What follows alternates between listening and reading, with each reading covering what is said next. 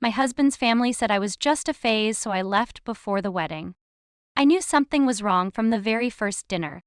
Kevin had talked about his family constantly during our whirlwind 8-month romance. His mother's amazing cooking, his father's wisdom, his sister's sharp wit, the close-knit bond they all shared, the way they welcomed everyone with open arms.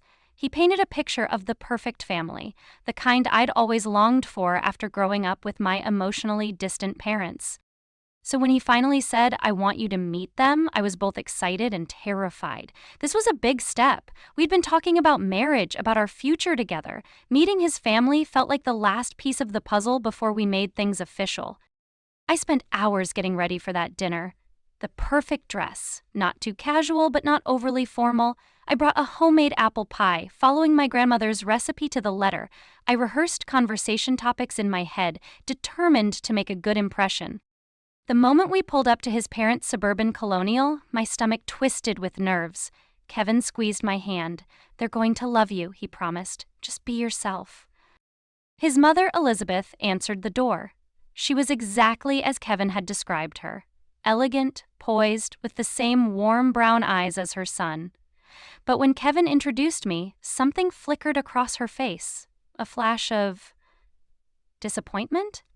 It was gone so quickly I thought I'd imagined it. "Mom, this is Natalie, the woman I've been telling you about," Kevin said, his voice brimming with pride. Elizabeth's smile didn't reach her eyes. "Yes, welcome, come in." No handshake, no hug, just a cool assessment as she stepped aside to let us enter. Inside, the rest of the family was waiting. His father Robert, sister Melissa, and her husband James. They were all impeccably dressed, gathered in the living room with glasses of wine already in hand. "Everyone, this is Natalie," Kevin announced, his arm around my waist. His father nodded. Melissa raised an eyebrow. James at least offered a half-hearted wave. "I brought pie," I said, my voice sounding small in the silence. "How thoughtful," Elizabeth said, taking it from my hands. "I'll just put this in the kitchen." The evening that followed was a masterclass in subtle exclusion. They talked about family vacations I hadn't been part of, inside jokes I couldn't understand, people I'd never met. When I tried to join the conversation, they would listen politely before seamlessly shifting back to their shared history. But the most unsettling part? Not once did Elizabeth use my name, not once. "Would you like more wine?" she would ask, looking in my general direction. "Kevin, make sure your guest has enough salad." "Did she tell you about her job? What was it again?" I was sitting right there, but she spoke about me as if I were an abstract concept rather than a person at her table. Kevin didn't seem to notice. He was too busy basking in the familiar comfort of his family, occasionally squeezing my knee under the table, oblivious to the undercurrent of tension. After dinner, as I helped clear the dishes, I overheard Melissa in the kitchen with her mother. "She's not what I expected," Melissa said in a low voice. "I know," Elizabeth replied, "but don't worry, it's just a phase. Remember Stephanie from college and that Brazilian girl from his semester abroad? He always comes back to his senses eventually." Just a phase. The words hit me like a physical blow. I stood frozen in the hallway, plates in hand, as they continued. "At least she's not as bad as the artist," Melissa laughed. "Remember her? With the tattoos?" "Please," Elizabeth sighed. "Don't remind me. Robert nearly had a heart attack when Kevin brought her to Christmas." I set the plates down quietly and returned to the dining room, my cheeks burning. Kevin looked up at me with a smile. "Everything okay?" "Fine," I lied, unable to meet his eyes. How could I tell him what I'd just heard? That his family saw me as just the latest in a line of inappropriate women he would eventually outgrow? That night, as we drove back to Kevin's apartment, he was practically glowing. "See, I told you they'd love you." I stared out the window at the passing streetlights. "Your mom never used my name," I said quietly. Kevin frowned. "What? Of course she did." "No, Kevin, she didn't, not once." He shook his head. "You're being sensitive. That's just how Mom is with new people. She'll warm up." But she didn't warm up. Over the next few months, as our relationship grew more serious, his family remained a cold, immovable object in our lives. Every dinner, every holiday, every family event was an exercise in endurance. I kept waiting for them to accept me, to see that what Kevin and I had was real. Instead, the subtle dismissals continued. Elizabeth still refused to use my name, referring to me only as her or Kevin's girlfriend. Melissa would make little jokes at my expense, disguised as good-natured teasing. Robert would ask Kevin about his future plans while I sat right beside him, as if I weren't part of that future at all. Kevin remained blind to it. They're just protective, he would insist. They need time. Then, 6 months after we started dating, Kevin proposed. It wasn't a grand gesture, just a quiet moment in his apartment, the two of us curled up on the couch watching a movie. He paused the film, turned to me with nervous eyes, and pulled out a ring box. I love you, Natalie, he said. I want to spend my life with you. Will you marry me? Despite everything, despite the knot of anxiety his family had planted in my stomach, I said yes. I loved him, I believed in us, and foolishly I thought a proposal would change how his family saw me. Surely now they would accept that I wasn't just a phase. I was wrong. When we announced our engagement at Sunday dinner the following week, the temperature in the room seemed to drop 10 degrees. Elizabeth's smile was tight, her congratulations clipped. Robert cleared his throat awkwardly and offered a terse, "Well, this is sudden." Melissa was less subtle. "Wow, Kev, you sure about this? You haven't even been together a year." Kevin defended us, of course. He talked about how certain he was, how he'd never felt this way before. But later, as we were leaving, I overheard his mother in the hallway. "Kevin, darling, I just want you to be sure. Marriage is a big step, and sometimes when we're caught up in infatuation, we make decisions we might regret." "Mom, I love her," Kevin insisted. "This isn't like my other relationships." "That's what you said about Stephanie," she reminded him gently, "and look how that turned out." I slipped outside to wait in the car, my engagement ring suddenly feeling heavy on my finger. Despite these warning signs, we pushed forward with wedding plans. Kevin was eager, talking about venues and dates and honeymoon destinations. I tried to match his enthusiasm, telling myself that after we were married, his family would have to accept me. They would see how happy he was, how good we were together. We set a date for the following spring, giving us 8 months to plan. Kevin's mother immediately took charge, suggesting vendors and venues, always with a thin veneer of helpfulness that barely disguised her control. I found myself constantly overruled on my own wedding details. "Oh, I don't think that color scheme works," Elizabeth would say. "Kevin has always loved blue, not green." "That venue doesn't really reflect the family's style. Those flowers aren't appropriate for a spring wedding." Kevin encouraged me to compromise. "Mom has planned a lot of family events," he said. "She knows what she's doing." But it wasn't just the wedding planning. As our engagement progressed, his family's behavior grew more overt. At my bridal shower, organized by Melissa and Elizabeth, they invited all their family friends, but only 2 of mine. The entire afternoon was spent with women I barely knew, reminiscing about Kevin's childhood and previous girlfriends. "Stephanie was such a lovely girl," one of Elizabeth's friends commented. "Whatever happened to her?"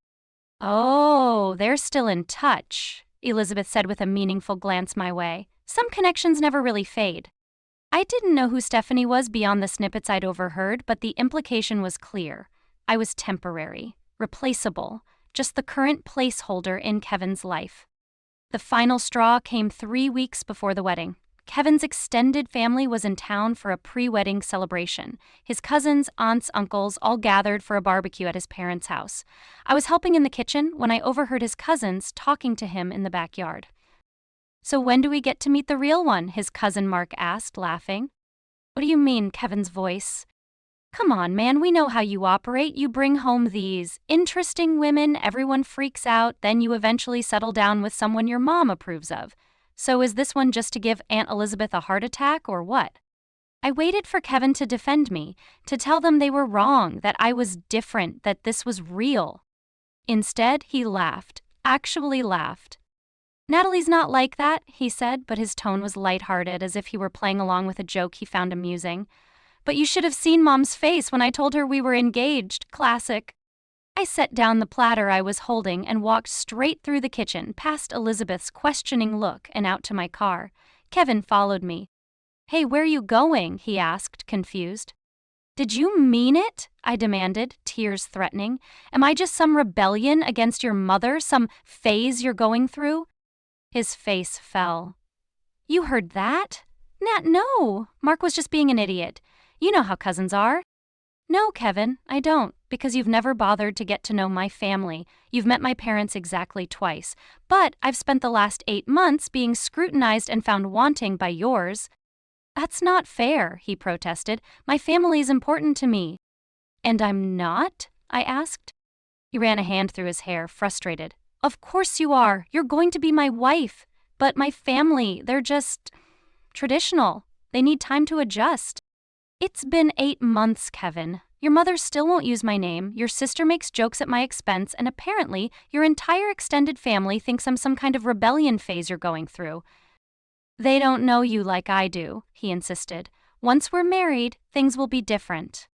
I looked at him, really looked at him, and saw for the first time what I had been denying for months.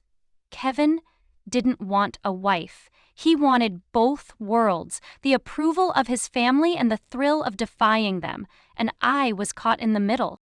Come back inside, he said, reaching for my hand. We'll talk about this later. I let him lead me back to the barbecue, but something had shifted inside me. A decision was forming, crystallizing with each minute I spent watching his family interact, the way they closed ranks, the way they tolerated but never welcomed me. That night, after Kevin had fallen asleep, I sat alone in our living room and really thought about what marriage to him would mean. A lifetime of Sunday dinners where I was subtly excluded. Holidays where I was an afterthought. Children who would be taught by their grandmother that their mother wasn't really part of the family. Could I live like that? Should I? The answer came with surprising clarity. No. The next morning, I waited until Kevin left for work. Then I packed my things. Not everything, just what mattered most. Clothes, personal items, the few pieces of furniture that had been mine before we moved in together. I called a moving company and my best friend for help. By afternoon, there was no trace of me left in the apartment, except for 3 things. My wedding dress hanging in the closet, the engagement ring placed carefully on top of a note on the kitchen counter, and silence. The note was simple. Kevin, I can't marry someone whose family sees me as a phase, and I can't spend my life with a man who doesn't correct them. Your mother never used my name. Your sister made jokes at my expense. Your cousins asked when the real one would show up. I get the message.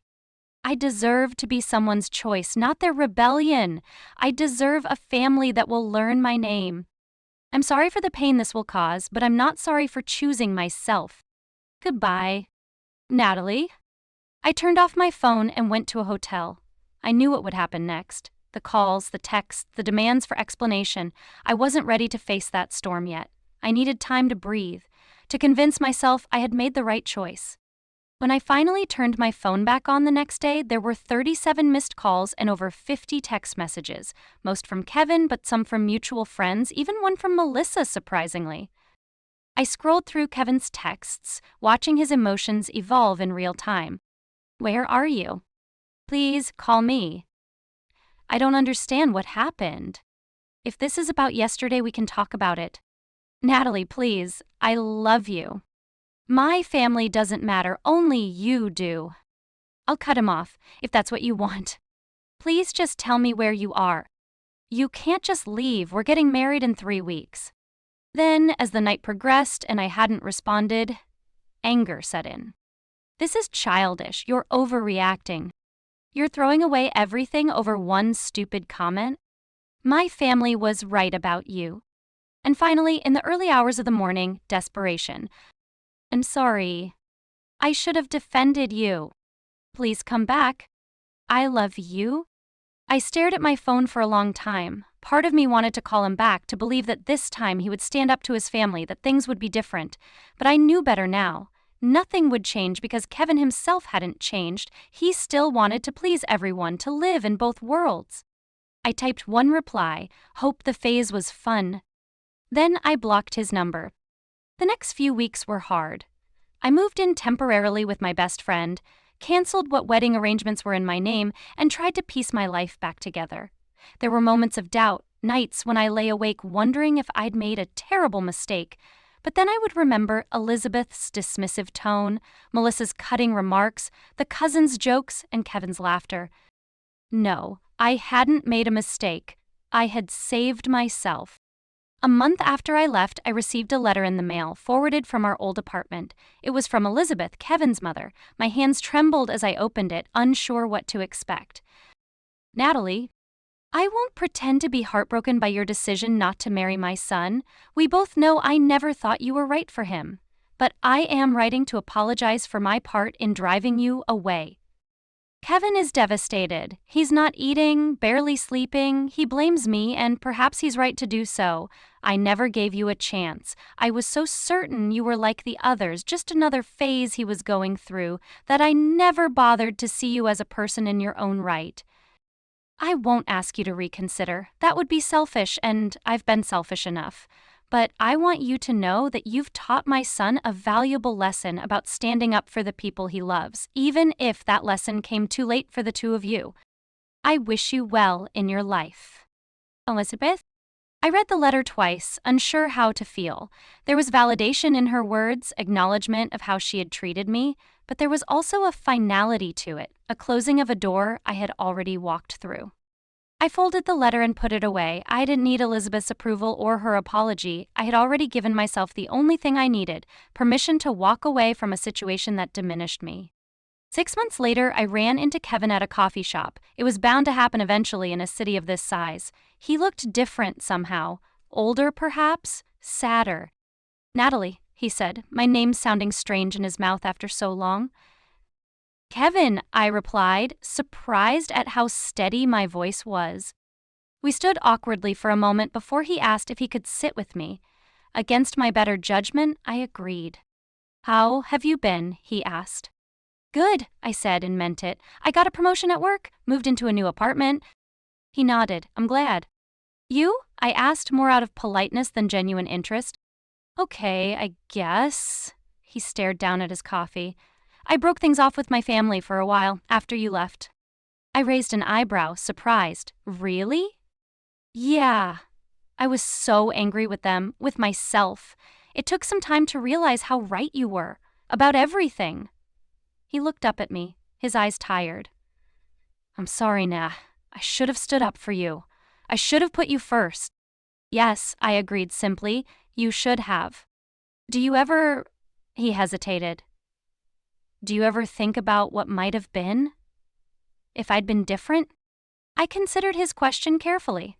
Sometimes, I admitted, but then I remember that I deserve someone who doesn't need to be different to love me properly. He flinched slightly, but nodded. You do deserve that. We finished our coffees in silence, the ghost of our almost marriage sitting between us. As we stood to leave, he asked one last question. Are you seeing anyone?